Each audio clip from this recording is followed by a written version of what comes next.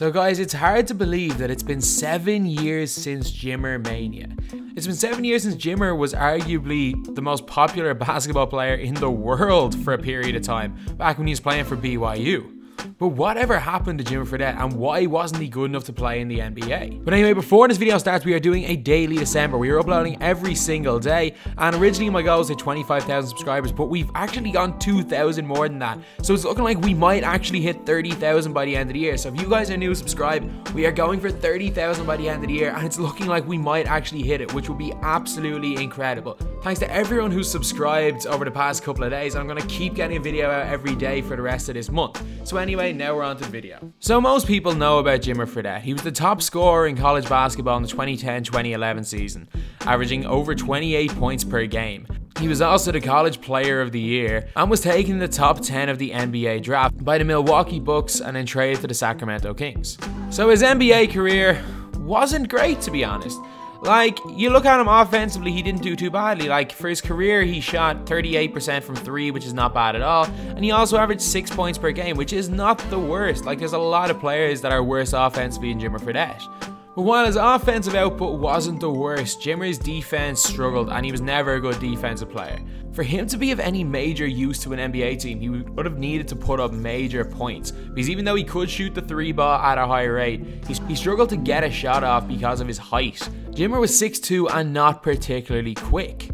So a lot of people are confused about Jimmer Fredette. Obviously, he was the top scorer in college basketball, looked like one of the best scorers in the world. When he played in the G League or the D League as it was back then, he averaged 21.1 points per game, which is not bad at all. In the Chinese Basketball League, in a league with a lot of former NBA players, not a former decent NBA players, like Terrence Jones was good last year, Sullinger has had some good years, Ty Lawson has had some borderline all-star years, and Jimmer Fredette is leading the league in scoring at 41 points per game, which is absolutely crazy. He's also shooting 47% from 3 of nearly 14 attempts per game. He's like Steph Curry on steroids in the Chinese league.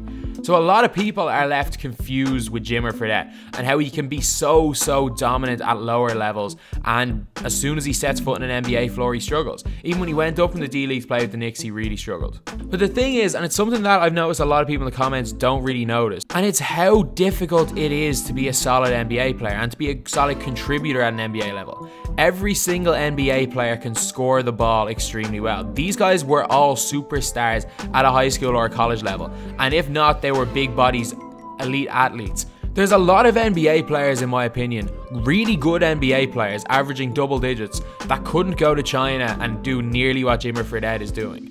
Jimmer didn't succeed at an NBA level because he didn't have elite athleticism, and he was short at 6'2". He played the point guard position in college but couldn't play it at the NBA level. His playmaking wasn't good enough, and his ability to create a shot for himself, while good, wasn't good enough at the NBA level. Being guarded by 6'6", 6'7" elite athletes, Jimmer struggled to get his shot off, and the fact that he couldn't really play defense on these guys either meant that he really struggled at that level. But the thing with Jimmer Fredette is, if given any sort of space, he can light a team up. Jimmer could have been a solid NBA player if he had adapted his game. But as one assistant coach had said, Jimmer thinks everybody is stupid. He thinks everybody needs to come and just turn over their offense and let him shoot anytime he wants. That's not how the league works. He won't adjust his game for it. He'll tell you, this is what I did at BYU. Which shows that Jimmer thrives as being the star. Whether it's in a small market, Jimmer wants to take all the shots. Jimmer wasn't willing to adapt his game and become a best case scenario, a JJ Redick type player. Jimmer Fredette is, in my opinion, one of the best players in the world at putting up major numbers against weakened competition. Obviously, the Chinese league is still an extremely high standard of basketball, but compared to the athletes in the NBA, it's much easier for Jimmer to get a shot off in the Chinese league. G League, I think Chinese league, Philippines league, a lot of the lower leagues, Jimmer Fredette would put up more points than an awful lot of NBA players. Even some NBA stars, I think that Jimmer will put up more points at this level than them. Jimmer Fredette is one of the few people that seem to suffer from what I'm going to now call Jimmer Fredette syndrome. A basketball player that appears to be far too good to be playing at a lower level, but yet is not good enough to play in the NBA. Any loss of form or slump is immediately regained when they return to the lower level. And Jimmer is not the only person. Russ Smith is another great example. Was a great D-League or G-League player, went to China's second tier last year and averaged 65 points per game through his first 5 games. This year in the CBA, he's averaging 34.5 points per game.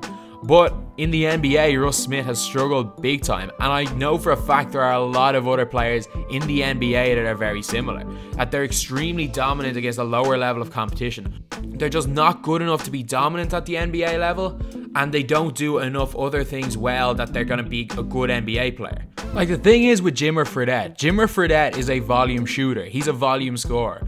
But the problem is that there's only so many scorers in the NBA. There's only one ball, there's only so many possessions. So the NBA needs a lot of role players. It needs a lot of players that'll do the dirty work. It needs players that'll rebound, that'll block shots, that'll play defense. Not everyone has to be a scorer in the league. And while, in my opinion, Jimmer Fredette is definitely still one of the better scorers of the basketball in the world, he's not a good enough playmaker, he's not a good enough defender, and because of that, he really has no role in the NBA. I think that even if an NBA team does get him, it'll be very similar to what happened after he left the Kings, where they'll play him a couple of minutes, and then eventually he'll be sent down to the D-League, and then eventually we'll end up back in China. So I believe where he is the perfect situation for him right now. He's in a league where there's not as much athleticism and there's not as much talent, meaning that he's able to be a volume scorer, and he's able to do that better than everyone else in that league. I personally think that Jimmer is one of the better scorers in the world, but the thing is, he's not a good enough scorer to make up for his shortcomings at the NBA level, and he doesn't do enough on the floor apart from scoring to warrant him getting any major minutes, any meaningful minutes anyway at the NBA level. But in China, he's in his element. He's able to take any shot he wants. He's able to pull up from anywhere, and a lot of defenders aren't big enough or quick enough to really defend him like the NBA defenders. This is just like college all over again, but he can play more minutes and he has an even more of a green light, which pretty much seems to be what Jimmer wants based on what we've heard from some of his coaches. So anyway, that's the video. That's, in my opinion, why I think Jimmer Fredette will never succeed at an NBA level, but maybe the greatest NBA import ever in China or whatever country he goes to. Probably not EuroLeague, but any other lower league, he could be the greatest player they've ever seen. So anyway, that's the video. Thanks for watching. Please like, comment, and subscribe.